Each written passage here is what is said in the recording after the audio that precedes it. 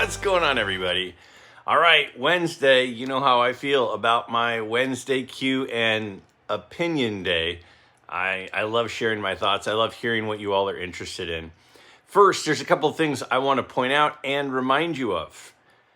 Remember, if you have a pickup from the month of August, I am currently accepting submissions for anybody who wants to be included in the MidLife show and tell for August pickups. In the description down below, I have a link to a Google form. It'll ask you a couple of questions and have a spot for you to upload an image. So don't forget to do that.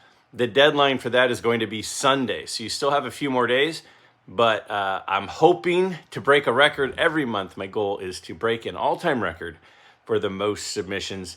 And I think our record right now is about 120, 125, something like that. So I haven't looked yet. I always wait. It's like Christmas morning after the deadline when I start going through and looking at all of those awesome pickups that people had. Now, also, I got this nice gift from Jim. He traded me this Mookie Betts card for a Miller T206. Supplies on the Miller T206 are starting to get a little bit thin. Once they're gone, and it will be retired. But once they start to run out, you know what that means. It means we need a new version, a new card. So that might be coming soon. My buddy Leo, you probably know my friend Shane from Shoebox Legends. His son Leo sent me this really nice note, and we made a trade. He does a video every once in a while where he opens some packs with Leo, and Leo was really interested in this Biffy card, this Score soccer card.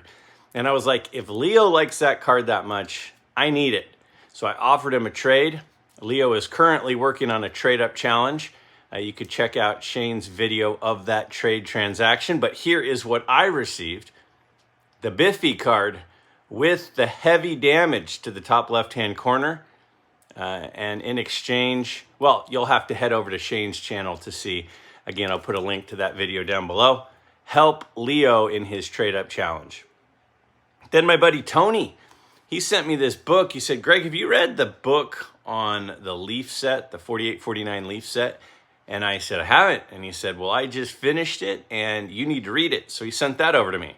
So I'm excited to check that out. It'll be on my nightstand and I will be reading through that in the near future. So thank you, Tony. So thank you to all of those as the generosity in the card community continues. Now, remember, if you have a question that you want featured in an upcoming episode, please, seriously, don't hesitate. Down in the comments, simply type out your question. I'll add it to the list. Looking forward to hearing what you all are interested in hearing my opinions on. And some of the questions this week were very, very tough. I don't know. I don't know how good my answers will be. I'll certainly give you my answers, or not answers, opinions. But go ahead and leave a comment down below with your question. But this week is going to be interesting to say the least. With that said, let's take a look at our first question right here. If you were a new collector to sports cards, what 5 cards that you don't have would you focus on collecting? What would be your reason for targeting each of these cards? Okay, so whenever a question is submitted, I try to really read the details of the question to make sure that I answer it appropriately. And there are some details included here. First, it said if you were starting a card collection, what cards would you add that you don't already have? So 5 cards that I don't have, that if I was starting a collection, I would want.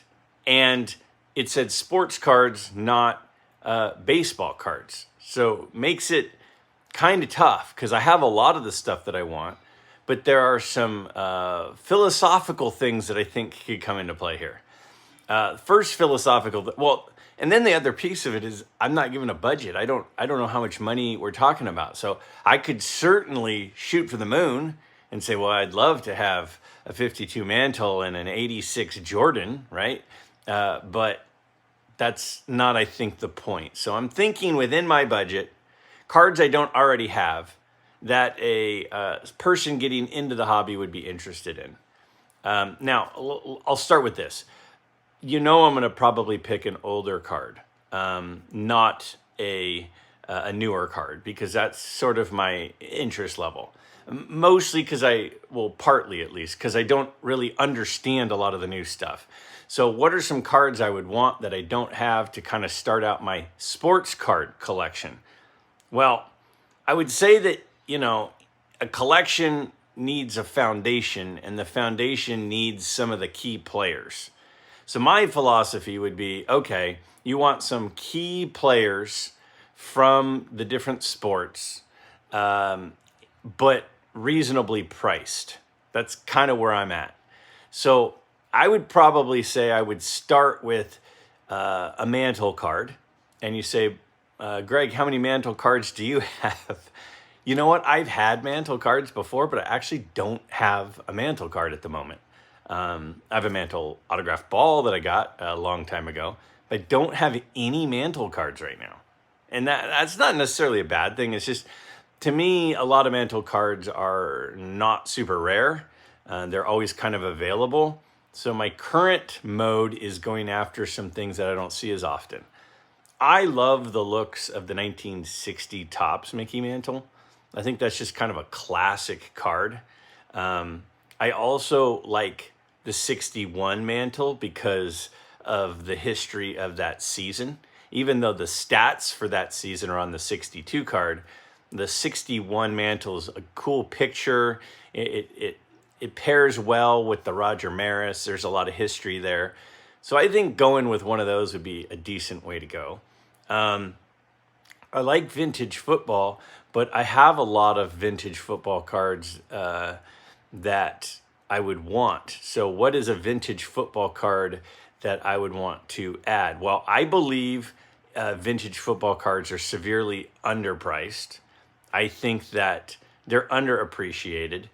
In most cases, they're rarer than baseball cards, and I like them. The current trend in collecting tends to be heavy in quarterbacks. So I think if those newer collectors were to go into vintage, a lot of them would kind of be programmed that, well, you collect quarterbacks mostly. So a vintage quarterback card is where my mind kind of goes for a next card to add to that collection. And again, I'm trying to stay in a reasonable budget.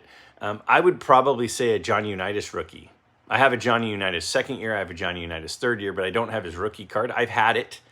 I had one a while back. I ended up selling it. Long story. I don't have it anymore, but that's a card I'd like to have that I don't have that I think would be a good start and foundation to a vintage collection. And so then if I've got a baseball card of an all-time great, and I've got a football card of an all-time great, and this is a sports card collection per the question, I would lean toward maybe now a basketball card of an all-time great. Obviously there are some cards in the 61 Fleer set that I'd like, the 58 Top set that I'd like for basketball, but those would get kind of crazy price-wise. So I think a really good foundational card that I currently don't have for vintage basketball cards might be the Pete Maravich rookie. So I think the Pete Maravich rookie might be a card. Now, it's a great card. It's a great player. There was an awesome movie when I was younger, called like Pistol Pete, the Building of a Legend or something. It was an awesome, awesome movie. And I think a lot of us saw it and kind of got hooked on Pete Maravich and his flair and his story and his greatness. So I think that would be a great card to add. So I would start with those three. So then I take a step back and go, well, what else? Well, being a vintage card collector, I think you can't go wrong with a Willie Mays card. And then you go, well, which Willie Mays card would you go with? Willie Mays has a lot of great cards. I think his 58 Topps is a really good card. So again, when you're starting a collection, I think you kind of want to build off of a foundation, and the foundation should be some classic cards with some all-time great classic players. So I think the 58 Mays would be a pretty decent one to choose. Not crazy expensive, but it's not cheap. And then I would probably say, well, another guy I would want would be Jackie Robinson, Hank Aaron, Roberto Clemente. So then I'm kind of going, okay, I have one card left to choose from. And I'm making this up off the top of my head. I don't have any notes with cards, so I'm literally thinking this through as I'm saying it. I think I would go with the 56 Topps Jackie Robinson. I don't have that one either. Again, these are cards I don't have. There are a lot of cards I might have picked to start a collection with that I already have, but these have to be cards I don't have. I have the 55 Jackie Robinson. I don't have the 56. So I think the 56 Jackie Robinson would probably be the fifth, not just because of him being great, but because of how much he means to American history. And at the end of the day, I'm into American history. I'm into patriotism. I'm into positive things in our country history. So I think that would be a pretty decent choice for the fifth. I think that's a decent answer.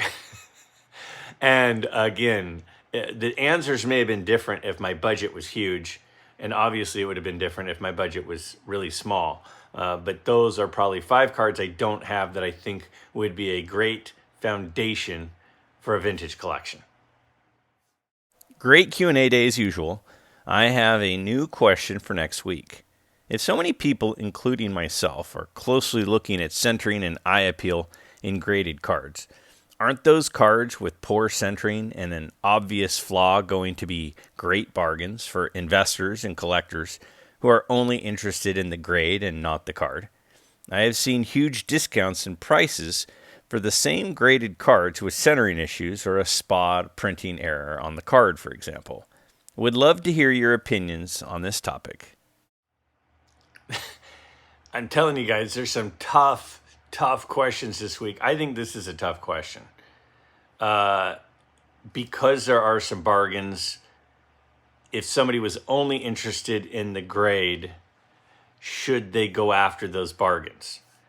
Well, I think we need to take a step back first. I think we first need to take a step back and go, okay, why are they bargains? Why are these cards bargains? Well, we know that cards are all about supply and demand. The price of everything is all about supply and demand. But if these are bargains, that tells me something really interesting. And I think it tells all of us that the cards that have major printing issues and have major centering issues but receive decent grades, if they're selling for bargains, doesn't that mean that the demand for them is low?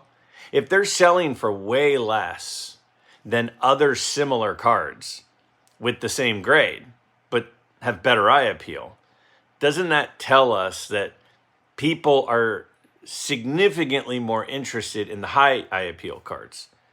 So the question then says, isn't that a good opportunity for investors and collectors? Well, for an investor and a collector, it might be a completely different answer.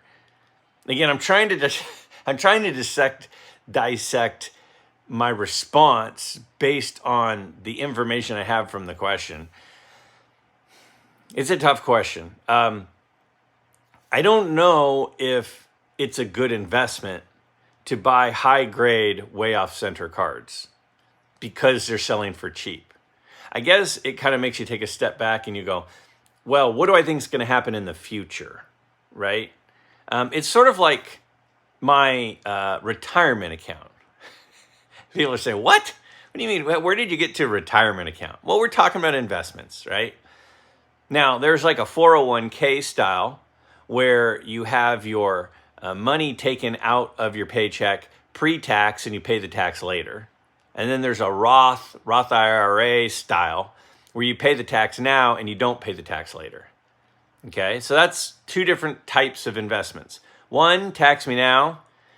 One is tax me later. So what's the best option?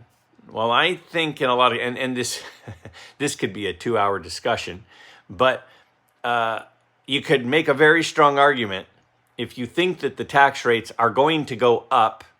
I think a lot of us do, then the Roth IRA would be the better method because you're going to pay a higher tax rate down the road because taxes are likely to go up.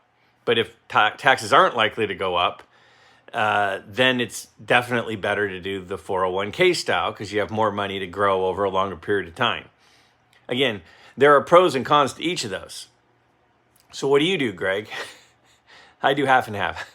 I max out my Roth and then I put the rest of my contribution into a 401k style, the money that hasn't been taxed yet. So it's the same sort of thing here. What do I think is going to happen in the future? Do I think that eye appeal will become more important to collectors or less important? Do I think the grade will become more important to collectors or less important? By kind of predicting what I think the future holds for eye appeal and centering and grade versus card, the thing that I hear more than anything on whenever I'm talking to collectors, whenever I'm watching channels, whenever I'm reading things, everyone says over and over and over, buy the card, not the grade. I think that drum has just been beat over and over and over, that I actually think people are starting to do it.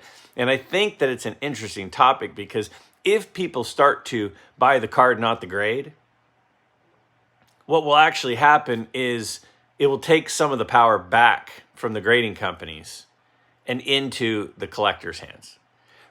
Not right now, but 20 years ago when the PSA set registry was absolutely king and grades were absolutely the final answer, and eye appeal was a secondary thought. It really was for a lot of people. A lot of people would rather have an off-center 8 than a centered 7. And now that's starting to kind of shift. So what do we think the future holds? That's really the answer to the question. Now, I think people could make the argument that recently the pendulum has shifted towards eye appeal being key, centering being key.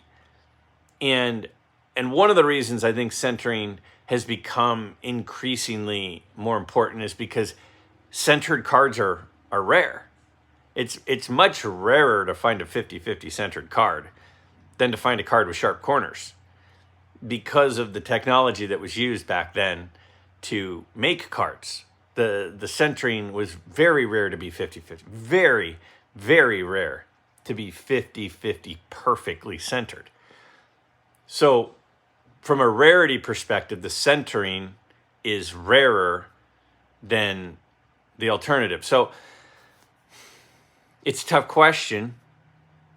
I personally think that what's going to happen over time is I do think the technical grade is going to matter to a lot of collectors. They look at cards like a specimen. And under high-powered magnification, you can see more about that specimen. You can see any sort of flaw when going through the grading process. And a lot of collectors aren't that interested in the technical grade of the grading process because they don't look at cards that way. But other people do. So what do I think the trend will be in the future is my answer. I don't know, but I think that it's likely that people are going to want cards that look really nice to their naked eye, more than people are going to be interested in cards that look really nice under a jeweler's loop. I think that that's where the future is, but who knows? I mean, if I had a crystal ball, I would be trading oil futures and things right now, not teaching business finance to a bunch of 17-year-olds in Sacramento. So I think the future is probably eye appeal and centering over technical grade, but it's certainly possible that I am dead wrong. So that would be something that would dictate my purchases. Let's say a major card company hired you to design a non-sports set of cards. What topic would you make your cards about? Okay, this is a really, really difficult question because it greatly varies based on what is my role? So the question was, if a card company hired you. So if I'm a consultant for a card company and they're trying to maximize their profit, that would be a completely different answer than what do I think would be good for society. Okay, so I'll try to kind of answer it in both ways. If a card company came to me and said, hey, we want to maximize profit, we want to make money, what are some non-sport cards that aren't being made that we think could do really well? Well, Leaf has recently done a lot of pop culture stuff. And a lot of that pop culture stuff, even though, there's not a lot of licensing stuff going on with Leaf, it's a lot of familiar faces and autographs and relics and things like that. I think they've done a pretty decent job with that. I think going a route that's not necessarily a current route. Now, again, this is the answer if I'm trying to make money, okay? I think if they were to do a relic and autograph set on movies that haven't had a ton of love. So, at the current time, we have a lot of nostalgia buyers right now, right? We have a lot of people, and that's a lot of what happens for a lot of people, but sort of like the cult classic type movies. So you think about movies like Caddyshack. You think about movies like The Godfather. You think about movies like, I could go in a lot of directions with this. Movies like, Ferris Bueller's Day Off, Ghostbusters, things that bring back memories from a time of that kind of 70s, 80s, 90s nostalgia. Imagine if there was a release of cards that was relic cards from set worn items and autographs from the people from those movies. I mean, you could open a pack and you could get a relic from the Godfather set. You can get a relic from Ferris Bueller's outfit during that movie, the jersey that his buddy wore during the movie. There are a lot of possibilities in there, I think.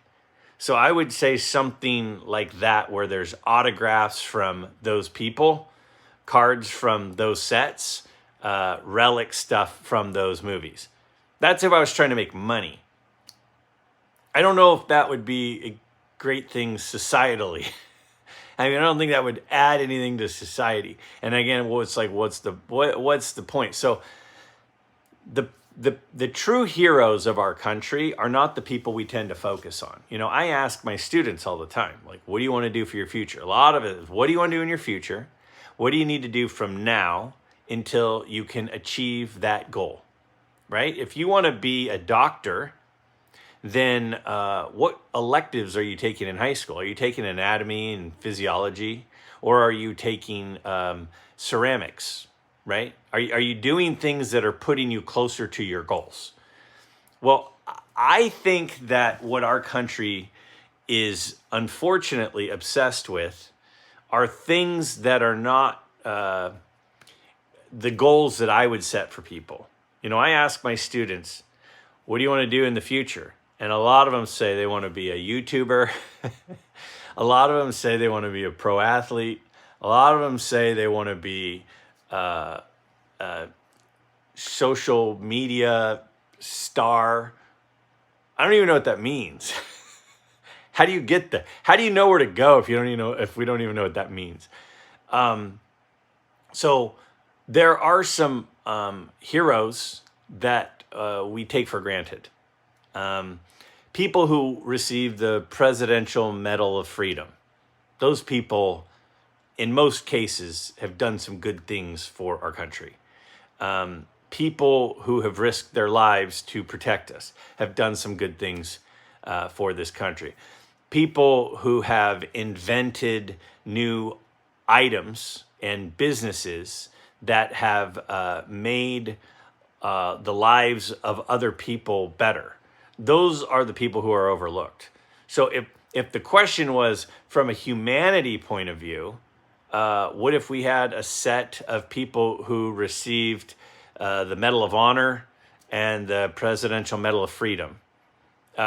Would that sell very well? Probably not. Probably wouldn't sell very well. It wouldn't sell as well as a set that has relics from the movie Goonies, right? Probably wouldn't. And autographs of, the people from those movies. So it depends on what the goal is. Is the goal to bring awareness to important people in our country and in our world, or is the goal to make money? And unfortunately, in a lot of cases, those things are a little bit different. Greg, should we put out an APB for Kurt of Kurt's Card Care? He hasn't been in the news for quite some time, and I have been wondering if restoration products are still selling as much as they were a year ago. Okay. Oh, man, a great question. What happened to Kurt? Remember when Kurt was everywhere? Remember when everyone was giving shout outs to Kurt's Card Care and people were, going back and forth about whether restoration was approved and allowed and should be okay and ethical or unethical? Well, I'll say a few things. First, I've actually physically, these eyes have laid eyes on the man twice. Once he was at the Strongsville show. I saw him there. And then I saw him with, it looked like his two kids at the National. And in both times, he was sporting Kurt's Card Care gear. Shirts, hats, the whole thing. He certainly wasn't trying to hide who he was in any of those examples.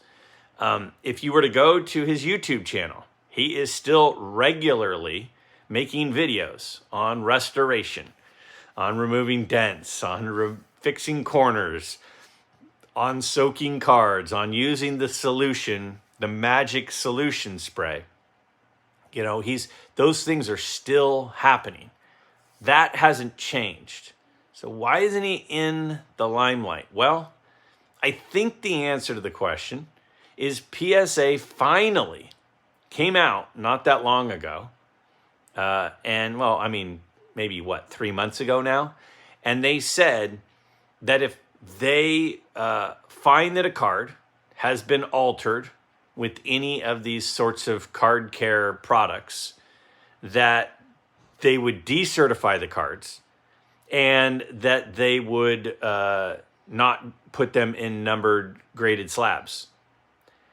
And in fact, there was even a series of cards that they were able to trace to a submission from him, and they decertified the numbers. Greg, why does that matter? Well, the reason it matters is because I think it put all of the Kurt's Card Care users into hiding.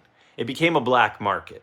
It became that's done over here in with the single light in the dark room. Nobody knows about it, and then the card comes out, and it's all now has to be secretive.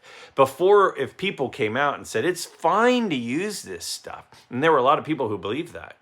And whether you do or don't believe it, or you do or aren't okay with it, that's not my answer here. My answer is trying to explain why aren't we hearing about the debate? The reason I don't think we're hearing about the debate is because the people who are on the it's okay to restore, if you come out publicly and say it's okay to restore, PSA has proven that if they can trace cards to you, that they'll decertify them because they've done it. So it's not okay for people to publicly admit that they're buying it, admit that they're using it, and advertise that, because it could result in the grading companies taking actions against you. So it's completely made it the dark room, where you don't talk about it. It's all hush hush. It's like a drug deal. It's like a drug dealer who's cooking meth in his garage, and he doesn't want anybody to know, so he puts tinfoil over all of the windows so nobody finds out. It basically put that group that were participating in that kind of into doing it in the cloak of darkness.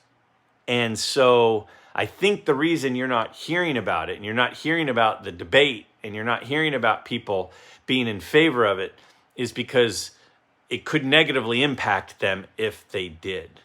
Say a big-time dealer came out and said, I think Kurt's card care is great. I've restored all sorts of cards and submitted a whole bunch of them to PSA. That would not be good for business.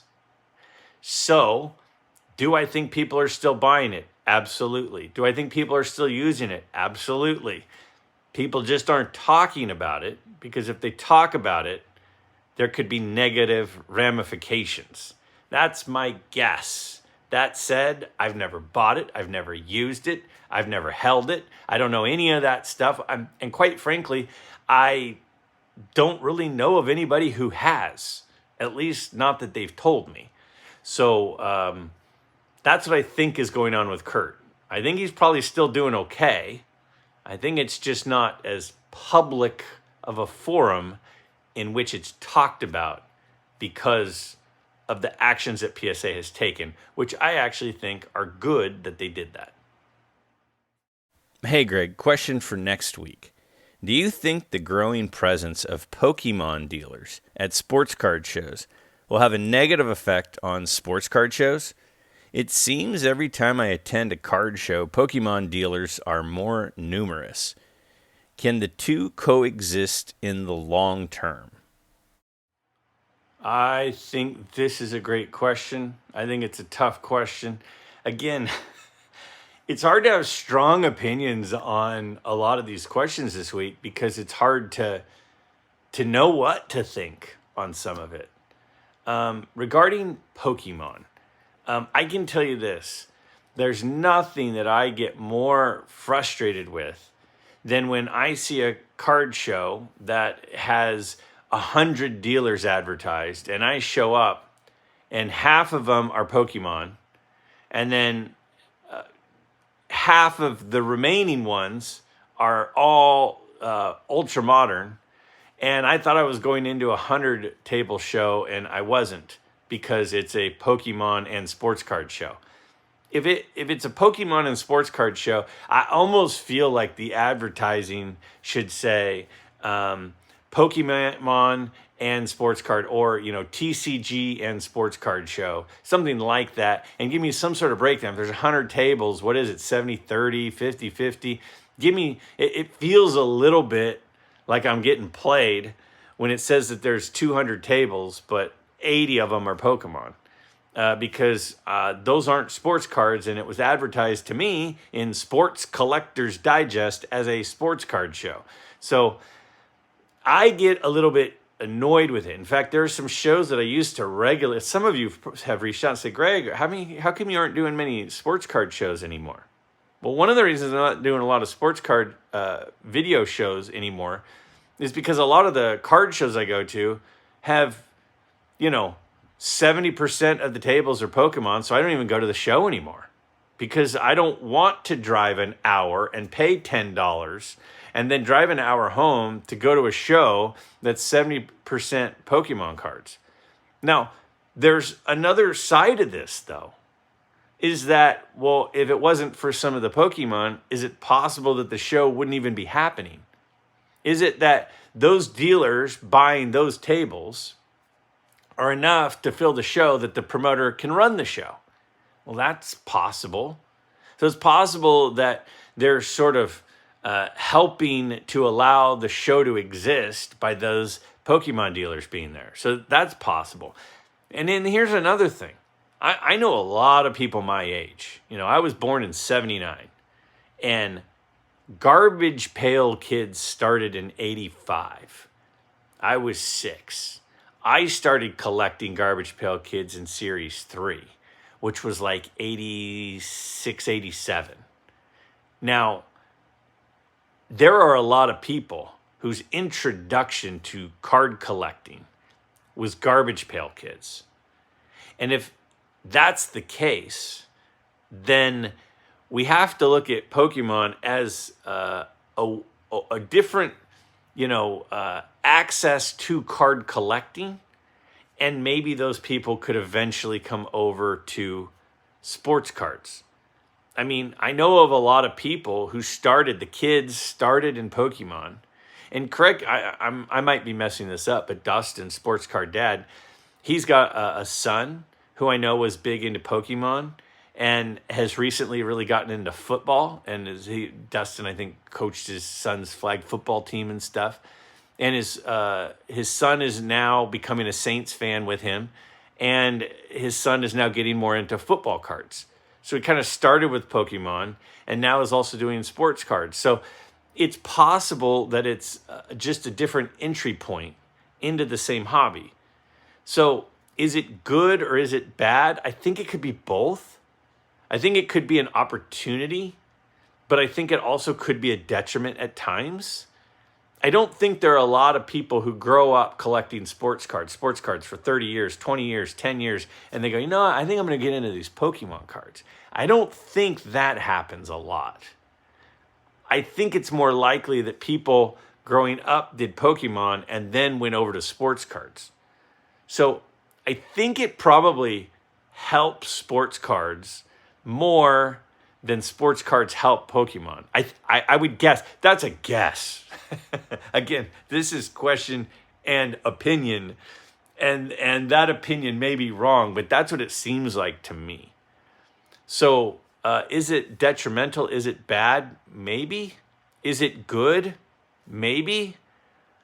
I don't know. But I do think it's an opportunity for the Fanatics of the world, for the Paninis of the world, to try to figure out some sort of crossover between the two. If Fanatics can get more Pokemon collectors to get into sports cards, or Fanatics can create more card sets that are something between Pokemon and sports cards to slowly move them toward their bread and butter, then that might end up being a good thing. But quite frankly, I have absolutely no idea.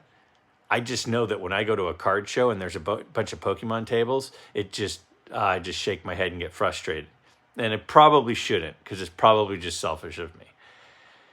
That said, remember, if you have not yet submitted your pickup from the month of August for the Midlife Community Show and Tell, do that now. Go down into the description, click on the link to the Google form, put in the information, upload the picture. I'd love to include it in this month's Community Show and Tell.